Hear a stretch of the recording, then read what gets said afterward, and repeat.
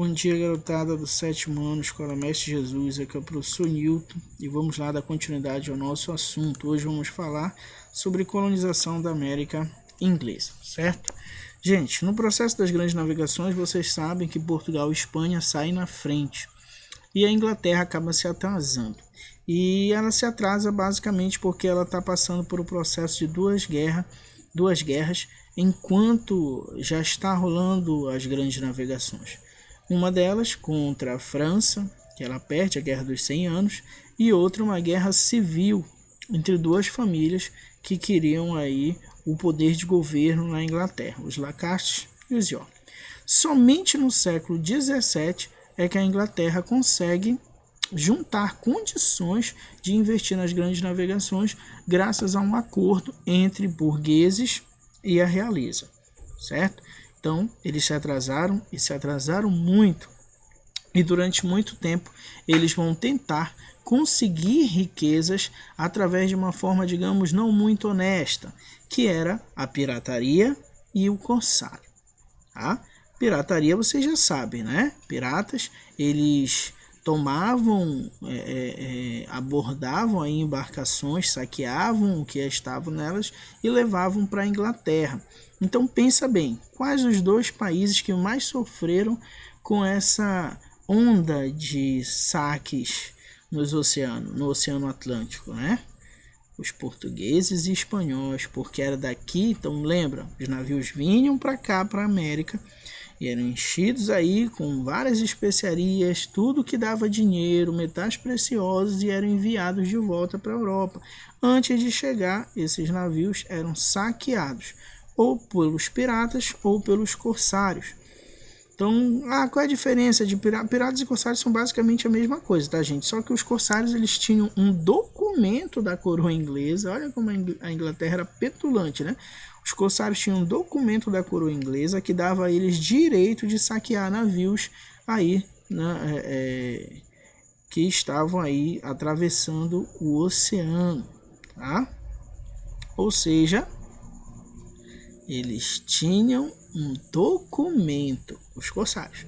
Os piratas não, mas também não estavam muito aí para isso também não, certo?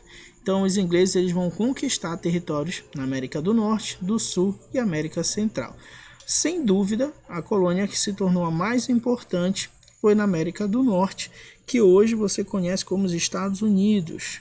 Gente, se o Brasil foi colonizado por Portugal e os países como Argentina, Uruguai, Bolívia, Paraguai, México foram colonizados pela Espanha, os Estados Unidos eram o que hoje, né, os Estados Unidos, antes era só ali na região litorânea, né, era uma colônia inglesa, certo?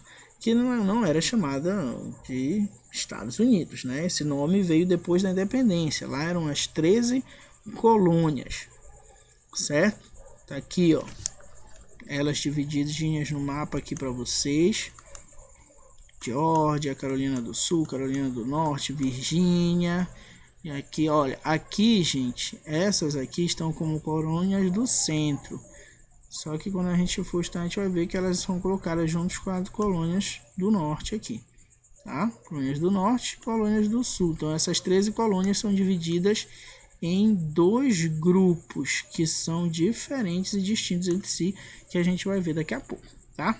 Quem é que veio da Inglaterra para viver aqui na colônia? Gente, basicamente dois grupos. Um grupo era de cidadãos que causavam um problema à coroa e a coroa mandava para a colônia. Ou seja, com uma forma de pena, uma forma de penalidade por determinado crime cometido. Então eles eram mandados para cá, né? Cumprir o que a gente chama de pena de degredo, expulso do seu país.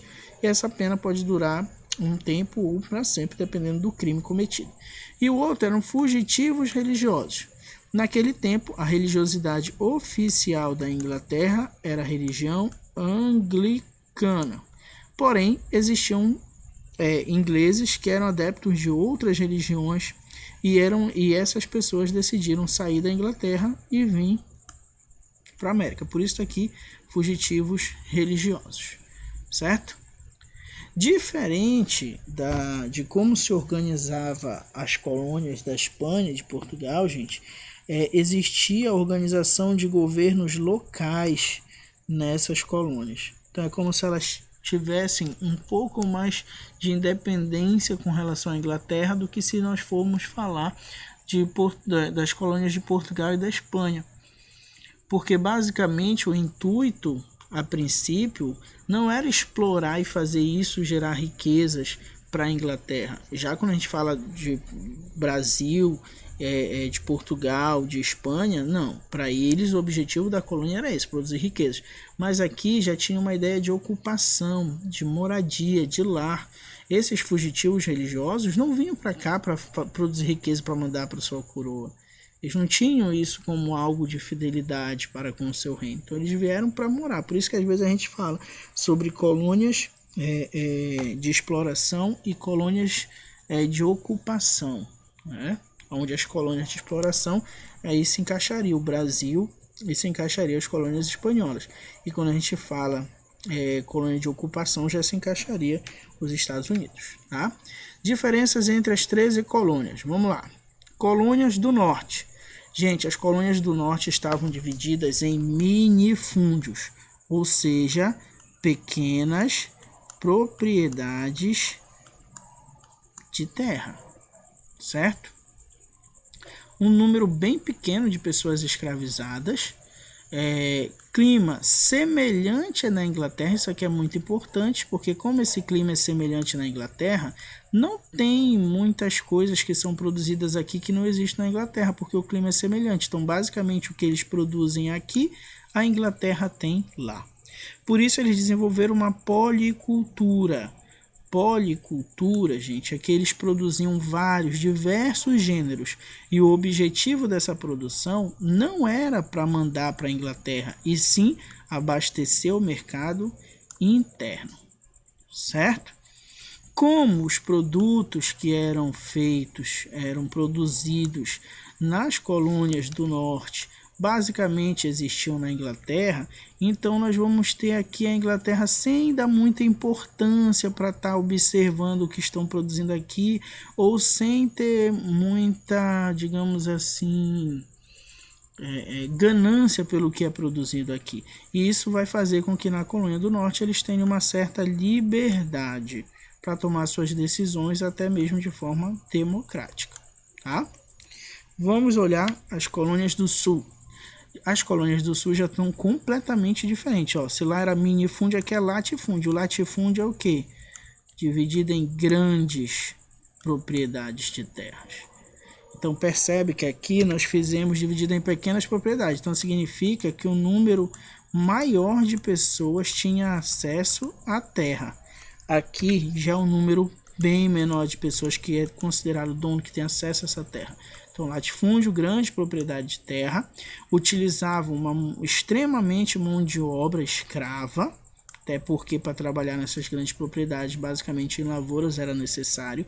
Clima quente, diferente da Inglaterra, então significa que aqui eles vão produzir coisas consideradas diferentes e outras coisas que vão favorecer a indústria inglesa, como por exemplo o algodão. E o algodão, tá, vai ser a matéria-prima para as fábricas. Monocultura de produtos tropicais, como por exemplo o tabaco, ou seja, se na policultura eles vão produzir diversos, aqui o número vai ser reduzido.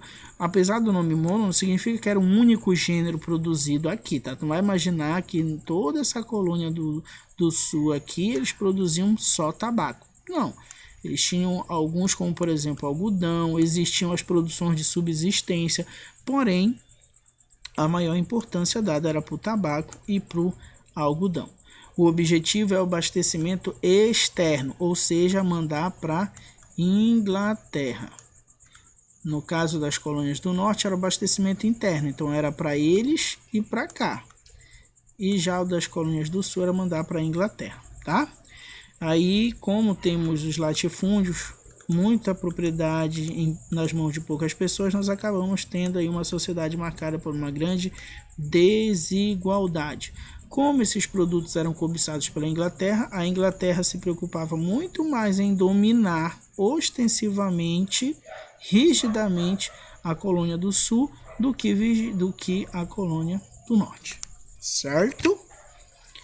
Distinto manifesto, para a gente encerrar aqui. Gente, distinto manifesto era a ideia que os ingleses, né, que os colonos tinham, de que eles tinham a missão de levar, tá, a sua religiosidade. Por quê? Presta atenção que no mapa aqui você tem, deixa eu apagar aqui, né, as 13 colônias, todinha numa região litorânea, região de litoral, certo? E aí com o tempo eles começam a interiorização, ou seja, tentar entrar mais, tá? No caso aqui para o lado oeste. Inclusive tem um desenho do Pica-Pau, né? Que ele fica reclamando e o carinha fala: para o oeste, meu jovem. E aí ele volta de lá todo flechado, né? E reclamando: para o oeste, para o oeste. Por quê? Porque aqui existiam os indígenas. E aí a gente vai ter o conflito entre os colonos e esses indígenas. E esse conflito vai ser extremamente prejudicial para esses indígenas. O mesmo genocídio que aconteceu em números em Portugal e na Espanha, a gente vai acontecer também aqui, tá?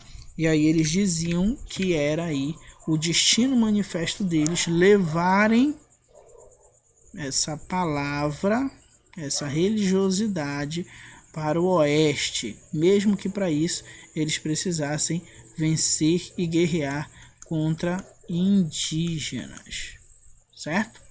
Gente, fica hoje para vocês o exercício da página 15 e 17.